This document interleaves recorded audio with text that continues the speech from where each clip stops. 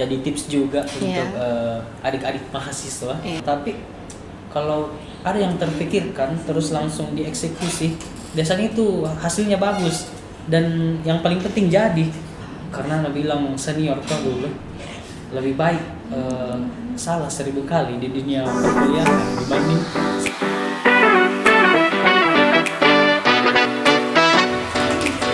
Assalamualaikum warahmatullahi wabarakatuh. Halo Sobat Citizen, selamat datang kembali di Si Podcast.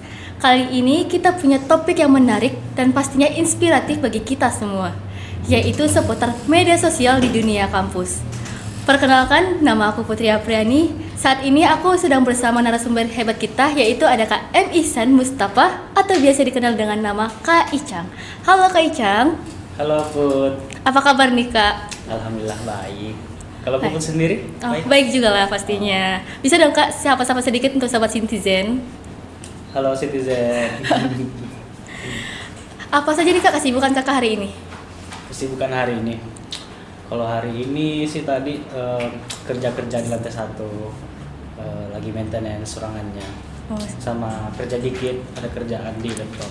Sibuk Itu sekali ya. Itu sih. Nah, di sini juga Kak aku mau tanya nih Kak, bagaimana cara Kakak memulai perjalanan karir Kakak hingga sampai sukses saat ini? Perjalanan karir ya? Kalau perjalanan karir itu sebenarnya perjalanan karirku itu mulainya kuanggap dari pengurus himpunan. Jadi mulai dari pengurus himpunan itu kuanggap nih sebagai perjalanan karir karena di situ Kak dapat pembelajaran, dapat skillnya waktu himpunan, belajar mendesain, belajar membuat konten. Akhirnya dari situ ada orang yang tertarik, akhirnya dipanggil lah untuk memulai sebuah project begitu. Terus kuiakan dan akhirnya bisa sampai sekarang. Jadi panjang sih ceritanya kalau dicerita Put. Berarti dari Kakak belajar dari semasuk himpunan bisa sampai sukses sekarang ini ya? Iya. Nah Kak, kan karena kita tuh lagi membahas tentang media sosial. Nah menurut Kakak media sosial itu seperti apa sih? Dari tanggapan Kakak sendiri? Media sosial. Kalau menurutku, media sosial itu ya tempat kita untuk saling bersosial, tapi melalui media, misalnya kayak Instagram, WhatsApp, ataupun yang lain.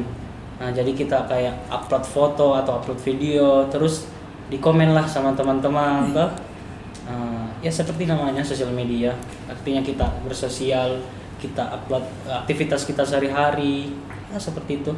Berarti Kakak sering banget ya upload story Kakak sehari-hari ya di media sosial ya? Sering sekali, apalagi kayak aktivitas mendesain mungkin, atau olahraga, atau keliling, jalan-jalan, ya pasti di story lah.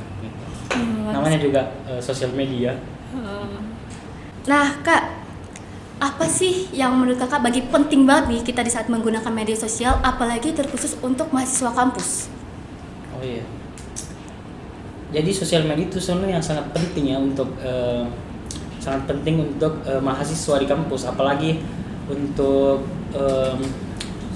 organisasi atau himpunan. Karena dengan sosial media kita bisa tunjukkan wajahnya itu organisasi. Kita bisa tunjukkan wajahnya. Jadi ibaratnya itu sosial media kayak ujung tombaknya sebuah organisasi. Jadi semakin bagus ujung tombaknya sebuah organisasi itu, semakin bagus juga pasti dilihatnya sama orang lain. Bilang, misalnya HMJS ini ada kegiatannya, prokernya, misal SI Podcast. Semakin bagus sosial medianya mengelola itu SI Podcast, pasti orang-orang juga lihatnya HMJS itu, wah keren nih HMJS ada SI Podcastnya, ada program kerjanya yang bermanfaat begitu. Jadi peran sosial media itu penting sekali untuk personal maupun untuk himpunan atau organisasi seperti itu. Berarti sosial media itu sangat bermanfaat banget ya untuk memperkenalkan tentang himpunan kita kepada orang-orang lain. Ya, himpunan atau diri pribadi. Nah kak, selama kakak menggunakan media sosial saat lagi masa kuliah, bisa nggak sih kak kasihkan kita contoh di saat kakak lagi menggunakan media sosial, entahkah sebagai di dalam akademis ataupun di non akademis? Penggunaan sosial media. Oh ya, untuk akademis nih. Jadi misal kita bersosial media, menggunakan sosial media untuk kegiatan akademis, ya misal kerja tugas ada project, ada tugas kuliah, ya kita upload saja story lagi buat ini nih sekarang untuk tugas, misalnya tugas buat startup misalnya di kampus. Kita buat story atau buat reels tentang proses pengerjaan startup itu. Dari situ pasti banyak komen-komen yang muncul atau banyak penonton yang lihat, oh ternyata di jurusan ini ada mata kuliahnya yang seperti ini. Jadi kita perkenalkan kepada orang-orang juga. Kalau untuk non akademis sendiri bisa digunakan untuk kegiatan non akademis, misalnya ikut study club. Jadi kita buat konten tentang mengikuti study club atau mengikuti volunteer yang ada di luar kampus seperti itu. Jadi semakin banyak, dan itu kayaknya juga bisa jadi bisa jadi portofolio untuk diri kita sendiri di luar dari kegiatan akademis seperti itu. Ada kayaknya itu mahasiswa sih yang sering kulihat ikut volunteer, misalnya kayak Faiz begitu. Iya benar. Kenal Faiz? Kenal. Satu ya. Itu menarik sekali tuh Faiz. Good job. Berarti kayaknya Kak Faiz ini bisa sebagai panutan kita ya, untuk selalu kayak sebagai inspirasi untuk kalau kita sedang mengikuti lomba-lomba bisa kita upload ke sosial media Ya, sebagai betul. juga portofolio ya. Iya betul. Ada itu platform namanya LinkedIn. Tahu LinkedIn? Oh tahu. Tulisannya LinkedIn. Jadi itu platform untuk sosial media, tapi sosial medianya orang cari pekerjaan gitu. Jadi kalau ada kayak misal sudah ikut lomba, ikut lomba terus juara, bisa upload di situ di LinkedIn. Jadi bisa sebagai portofolio tadi situ. Jadi jangan, kalau sudah ikuti lomba atau sudah mengikuti kegiatan volunteer, kita bisa dokumentasikan terus upload di LinkedIn. Jadi semua portofolio atau aktivitas yang sudah dilakukan, baik itu akademis maupun non akademis, bisa diupload di LinkedIn. Itu bisa sebagai portofolio. Pasti nantinya di saat selesai kuliah itu pasti sangat berguna untuk portofolio itu. Jadi tidak usah mikir buat CV lagi karena sudah ada semua di LinkedIn aktivitas yang sudah dilakukan atau prestasi yang sudah didapat di LinkedIn. Berarti LinkedIn itu seperti tempatnya untuk seseorang mencari pelamar kerjaan ya, tanpa harus membuat CV. Berarti bermanfaat banget dong ya LinkedIn untuk kita ya. Dan itu harus diedukasi juga ke adik-adik mahasiswa, karena kayaknya tidak ada deh kayaknya kurang edukasi deh tentang LinkedIn itu. Padahal LinkedIn ini sangat penting di dunia pekerjaan nantinya. Jadi mungkin nanti bisa buat sharing session untuk mengulik seputar ini LinkedIn. Bisa juga ya nanti kakak sebagai pematerinya ya di sana ya. Kayaknya. Nah kak, kebetulan nih kak. Nah baik, apa saja sih kak yang kakak dapatkan saat menggunakan media sosial? Apa saja tantangan yang bisa kakak dapatkan gitu? Apakah ada kesulitan saat kita lagi mengelola media sosial? Oh, kesulitan saat mengelola sosial media. Kalau kesulitannya sih, mungkin kesulitannya itu konsisten dalam membuat konten. Konsisten dalam membuat konten. Kayak dulu waktu aku kelola sosial medianya HMJSI periode 2020. Kesulitannya itu mencari ide kontennya, terus apa nih yang bagus dibuat lagi. Nah, terus cara aku itu mendapatkan ide, biasanya itu scroll sosmed saja dulu, lihat apa yang tren, apa yang kira-kira bakal ramai nih kalau dibuat ini. Dicari, akhirnya dapat. Nah, kalau sudah dapat, terus di save atau di share ke teman yang lain. Nah, terus nanti buat deh begini, kayaknya cocok ini deh dibuat di Sosial di media. sosial media deh.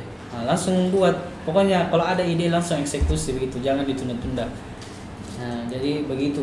Kalau kesulitannya ya itu susah mencari ide kontennya, Oh. dapatnya dari mana. Oh, berarti dengan cara kita kayak scroll sosial media itu kayak langsung muncul inspiratif Ya, untuk membuat langsung konten. muncul inspirasi begitu buat konten. Oke.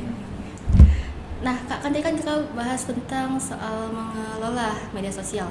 Nah, bagaimana sih Kak cara kita tuh konsisten untuk membuat konten yang selalu pastinya kan susah ya kalau kita untuk konsisten terus. Ada nggak sih Kak tips atau trik untuk kita tuh tetap konsisten dan tetap komitmen dengan untuk membuat konten? Tips untuk konsisten buat konten. Sebenarnya saya tidak konsisten aja buat konten untuk diriku pribadi. Tapi kalau untuk kayak misal himpunan kan, misal nih kalau lagi akun himpunan toh pasti lebih kayak ada tanggung jawab yang dipegang. Nah, mungkin karena tanggung jawab itulah saya bisa konsisten dalam membuat konten. Jadi ada tekanan tersendiri dari sebuah organisasi itu, jadi harus konsisten. Terus bagaimana caranya konsisten? Ya harus inisiatif dulu terlebih dahulu. Nah, harus inisiatif. Kalau sudah inisiatif pasti bakal timbul sendiri rasa untuk buat ini deh, buat itu deh.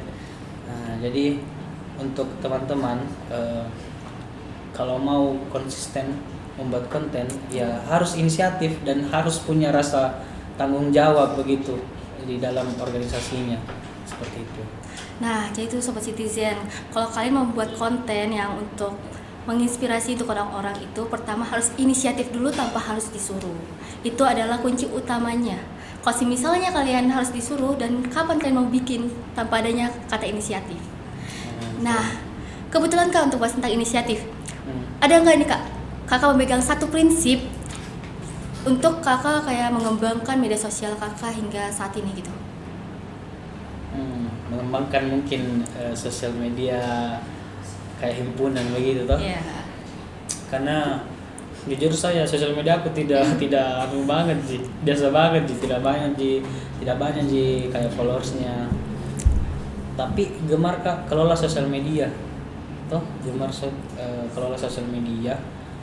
Terus cara aku itu supaya ramai sosial medianya, ya pertama konsisten upload konten, yang kedua inisiatif tentunya toh, terus yang ketiga kasih yang terbaik. Maksudnya ini kasih yang terbaik, kayak kalau buat konten ya jangan setengah-setengah, harus betul-betul bagus kontennya, harus powerful begitu, harus kayak estetik begitu, dan harus relate dengan orang-orang. Kalau buat di konten yang relate dengan orang-orang, dengan keadaannya orang-orang sekarang, pasti banyak yang suka, pasti banyak kayak, "Wih, saya banget ini." Saya banget ini seperti yang di konten, pasti banyak yang share begitu. Dan itu pasti bisa menaikkan engagement suatu akun sosial media begitu. Jadi kalau misalnya kita harus membuat suatu pekerjaan itu, kita harus maksimal mungkin untuk mengerjakannya menjadi lebih terbaik lagi. Iya, betul sekali. Harus. Nah, Kak, kebetulan nih Kak, ada nggak sih Kak kayak pengalaman lucu nih Kak di saat Kakak lagi membuat atau tentang mengupload sosial media? Pengalaman lucu saat mengelola sosial media. Ada kayaknya. Wah, Oh apa ya. tuh? Oh ya. Dulu kebetulan kan saya kebetulan dulu itu kelola banyak sosial media. Iya. Nah, saking banyaknya pernah ada satu insiden mau upload nih sesuatu di akun ini, misal di akun HMJ mau upload misal selamat hari selamat hari pramuka misalnya, Iya. tapi salah upload Kak. Aku upload di akun sosial media aku, di akun pribadiku, dan tidak sadar Kak kalau aku upload di situ. Lama baru sadar Kak. Itu kayak kayak malu, pasti malu lah. Tiba-tiba upload begini, salah akun upload. Tapi untungnya ditegur sama temannya. Oh, salah upload ini langsung gua hapus cepat. Nah, jadi untuk teman-teman kalau upload sesuatu perhatikan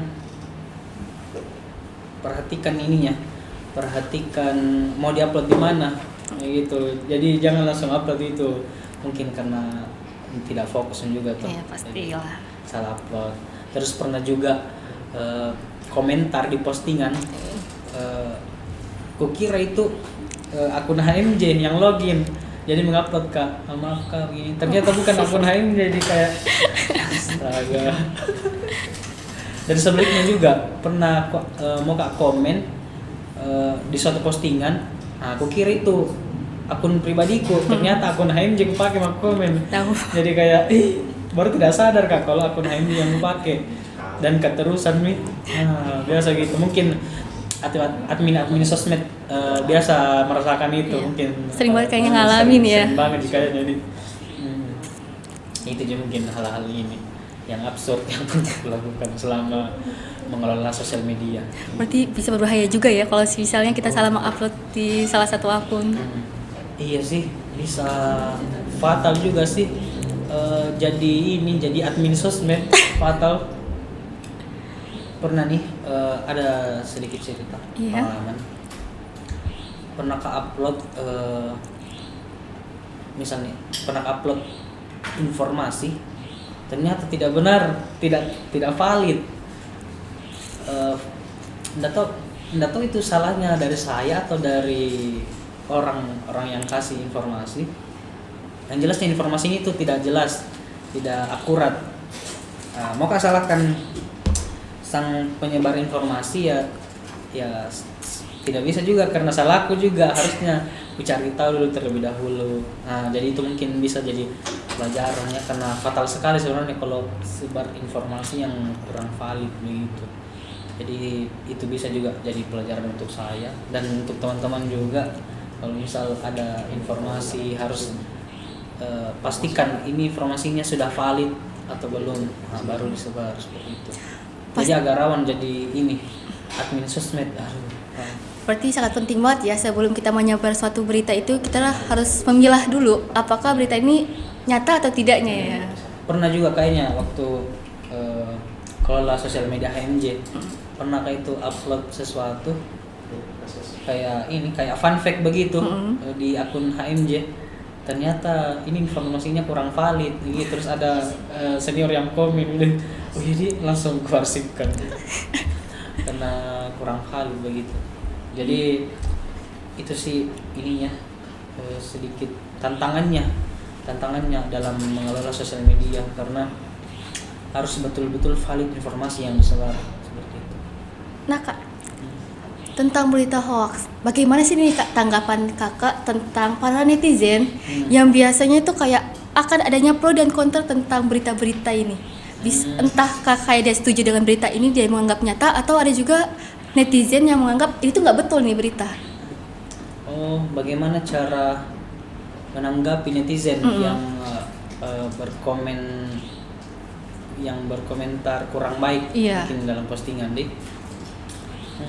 Kalau saya itu ada dua caraku. Yang pertama, kalau misal ada netizen yang berkomentar kurang baik, yang pertama itu kita balas, kita klarifikasi. Maksudnya postingan ini maksudnya untuk ini, tidak ada maksud untuk memihak misalnya, atau ke ini atau ke situ, tidak ada maksud memihak.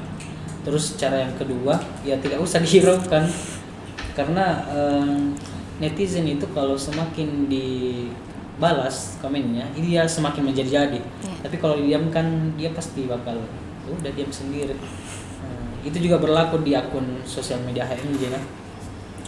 Kalau misal ada komentar buruk di akun HMJ-nya, misal posting HMJ tentang pro dan kontra, terus ada yang komen buruk, ini tidak benar ini, tidak usah dihiraukan. Atau bisa memilih untuk klarifikasi juga, terserah dari ini, tapi harus siap bertanggung jawab dengan apa yang diupload kayak gitu. Berarti kita harus kayak memiliki sikap mental yang kuat ya untuk terhadap penerima komentar-komentar yang buruk. Iya betul, jadi mengelola sosial media itu harus punya mental yang kuat, karena jangan sampai kita sudah upload sesuatu terus ada yang berkomentar buruk, terus kita kayak down, terus ya udah tidak lakukan apa-apa. Padahal kan seharusnya kalau ada yang berkomentar buruk atau ada yang misal ya berkomentar buruk lah, ya harus hadapi, entah itu klarifikasinya di komentar atau langsung nge-DM maksudnya gini bla bla bla. Intinya jangan diam lah, jangan diam, intinya jangan diam seperti itu. Jadi harus kuat mentalnya. Bahaya juga kalau misalnya yang mengurus sosial media itu kayak mentalnya down sekali. Iya. Nah Kak, kan banyak banget ya kayak sekarang yang kayak lagi tren-tren dan viral-viral tentang ada yang kayak hujatan tentang artis-artis Kak atau figur publik. Nah bagaimana nih Kak tentang pendapat Kakak soal cyberbullying? Cyberbullying. Iya. Cyberbullying itu kayak hujatan Iya, di hujatan. komentar. Ya itu kembali dari pribadi sih sebenarnya. Kalau misal nih saya berbicara sebagai pengguna sosial media secara personal. Nah, upload sesuatu terus ada yang bully. Ini desainnya kurang bagus, videonya kurang bagus. Ya harus siap dengan itu, kan kita tidak bisa kendalikan komentarnya orang lain. Iya, benar. Jadi jangan down. Kalau misalnya tetap down ya gimana ya? Itu kan resiko. Gimana sih? Betul itu resiko, jadi harus diterima. Kalau misal tidak siap untuk terima itu ya jangan lakukan. Jangan upload sesuatu. Jadi harus punya mental yang kuat. Tapi beda halnya dengan kalau kita kelola sosial media, misal kelola akun HMJ, kan orang-orang tidak tahu siapa sih admin ini. Benar. Jadi ya bisa mungkin lebih berani lah. Jangan terlalu down kalau misal upload konten yang menimbulkan pro dan kontra. Jangan terlalu down, santai saja. Karena kan tidak ditahu siapa admin ini, kayak begitu. Nah Kak, bagaimana cara Kakak bisa mengatur atau mengelola waktu untuk setiap mengupload, entahkah untuk mengupload sosial media di organisasi ataupun di kepribadian Kakak? Cara memanage waktu. Iya, memanage waktu. Cara memanage waktu. Sebenarnya saya tidak punya tips khusus untuk itu. Jadi caraku itu mengelola sosmed pribadiku dengan sosmed lain kayak HMJ ataupun organisasi lain. Ya tidak ada sih cara khususnya. Jadi kayak upload saja kalau ada sesuatu, ada konten, ada yang dipikirkan, langsung upload saja gitu secara rutin. Jadi bilang kali sih waktunya. Jadi langsung saja buat kontennya terus upload. Jadi jangan terlalu banyak plan, langsung eksekusi saja begitu. Oh berarti kalau misalnya apa ini yang keluar di ide, dah ayo langsung kita buat konten gitu. Tanpa harus menunggu yang lain nih. Betul. Kalau ada yang keluar, ada yang timbul di kepala, ada ide muncul, langsung eksekusi saja. Tidak usah ditunggu-tunggu, langsung buat pokoknya. Langsung eksekusi, karena biasanya kalau di sesuatu yang diplankan itu biasa itu tidak jadi. Dan saya pernah alami kayak itu, kayak nanti minggu depan harus buat ini, ternyata tidak jadi. Mungkin karena ada masalah yang muncul Iya. Ada tiba-tiba masalah yang tidak bisa diprediksi, langsung tidak jadi kontennya. Tapi kalau ada yang terpikirkan terus langsung dieksekusi, biasanya itu hasilnya bagus, dan yang paling penting jadi kontennya sudah jadi dan bisa langsung diupload seperti itu. Intinya selesai gitu. Tanpa harus ada plan. Betul. Jadi langsung saja buat kalau ada terpikirkan gitu. Baik Kak. Nah, aku punya pertanyaan khusus nih Kak. Ya. Ini sebenarnya kayak pertanyaan pribadi untuk aku ya, atau mungkin kayak teman-teman sobat Citizen juga kayak membutuhkan Kak. Bagaimana cara kita bisa menentukan passion kita sendiri? Nah jujur ya, aku tuh masih bingung ya cara menentukan passion aku sendiri saat berpikir sebenarnya tuh aku tuh cocoknya dalam membuat desain kah, program kah, atau seperti apa nih? cara menentukan passion. Iya. Nah, jadi ini mungkin bisa jadi tips juga untuk Iya. adik-adik mahasiswa. Yes. Dengerin ya, adik-adik mahasiswa. Dengerin nih guys sobat citizen. Jadi kalau bisa toh sebelum selesai kuliah harus kita punya dua jenis skill. Skill pertama itu hard skill, skill yang kedua soft skill. Nah, hard skill ini kayak kemampuan mendesain atau kemampuan ngoding, membuat website atau mobile developer atau web developer. Jadi harus kita punya hard skill ini atau skill yang ada di bidang akademiknya harus dipunya. Minimal kalau saya sih minimal semester 6 harus dipunyai, harus punya skill ini, hard skill. Dan harus juga punya soft skill. Soft skill itu dulu ada seniorku namanya Kak Alam, mungkin dikenal juga Kak Alam 2014. Waktu aku maba dia itu selalu cerita. Apa tuh? Selalu cerita. Kalian itu adik-adik harus punya soft skill. Nah, jadi dia selalu bicara tentang soft skill. Tapi dulu saya itu nggak mengerti kak apa itu soft skill. Dan sekarang paham, oh soft skill itu seperti ini, kemampuan leadership, kemampuan memanage waktu, kemampuan mengarahkan tim, kemampuan manajemen research dan lain-lain. Jadi itu soft skill, skill yang didapat di luar dari akademik, tapi bisa juga didapat di lingkungan akademik. Misalnya kayak presentasi tugas, itu kan juga soft skill, public speaking toh. Iya benar. Nah, jadi untuk adik-adik mahasiswa, tipsku itu sebelum semester 6 pastikan punya hard skill dan soft skill yang baik sebagai untuk persiapan ya. Persiapan untuk menghadapi dunia kerja. Karena bilang senior tuh dulu lebih baik salah 1000 kali di dunia perkuliahan dibanding salah 1 kali di dunia kerja. Karena di dunia kerja itu ada tanggung jawab yang lebih yang harus dijalani. Gitu. Beda dengan mahasiswa, kan mahasiswa itu masih belajar, proses belajar. Yeah. Jadi kalau salah ya nggak apa-apa lah. Tapi kalau di dunia kerja, kalau salah ya sanksinya gajinya dikurangi mungkin. Mainnya gaji. atau mungkin malah dipecat begitu. Kan ini masalah tanggung jawab seperti itu. Nah, dipastikan sebelum selesai di dunia perkuliahan, pastikan punya Soft skill. hard skill dan Soft skill. Saya bukan mahasiswa teladan, tapi ada pengalaman di bidang itu, makanya berani berbicara seperti itu.